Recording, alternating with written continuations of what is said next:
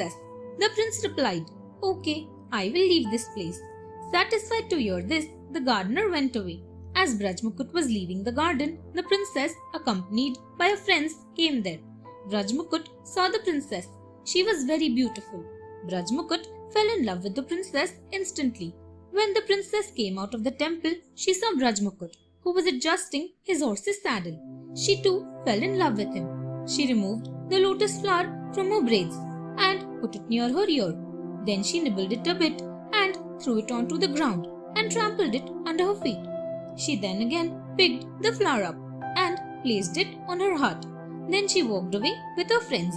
Brajmukut could not make out anything of what the princess had done. Sadly, he walked away and waited for his friend. He was not able to forget the princess. The language of signs.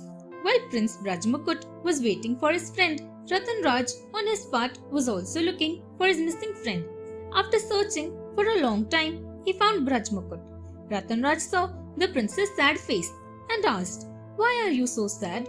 What happened?" The prince told him everything about the princess. Ratan Raj heard everything and laughingly asked, "What do you wish to do now?"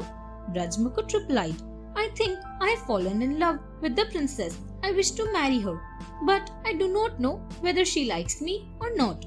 Ratan Raj again laughed and said, "She loves you, Brajmukut. How do you know?"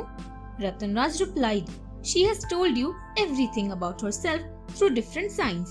When she put the lotus near her ear, it meant she belonged to Karnataka. When she trampled the lotus under her feet, it meant that her name is Padmavati." Deciphering the language. Ratan Raj continued, "When she nibbled the flower, it means she is the daughter of King Dansen. She placed the lotus upon her heart to show how intensely she loves you."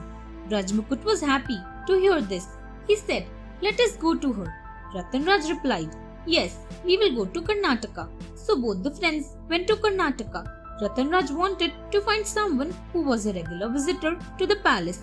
He found out about an old woman who was once the governess of Princess Padmavati. She could go and come to the palace as she pleased. Ratan Raj met her and said to her, "Would you please convey our message to Princess Padmavati?" The woman replied, "What if she becomes angry?"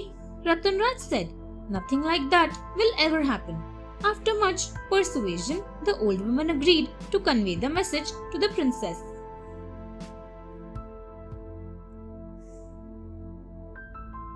The old woman. Ratan Raj told the old woman, "Tell the princess that whoever she saw in the temple garden is here." The next day, the old woman conveyed the message to Padmavati. The princess heard everything.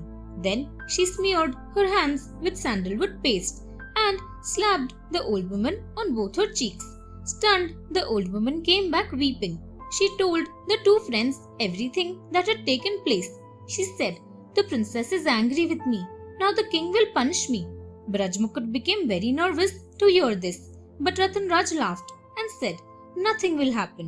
What all this means is that the princess has invited you to meet her on the 10th night of the increasing moon." Prince Brajmukut became very happy. The old woman was also relieved. Brajmukut went to meet Padmavati on the appointed time, but when he returned, he was very sad. Thanks for watching. Do like, share, subscribe to Sahil Book House.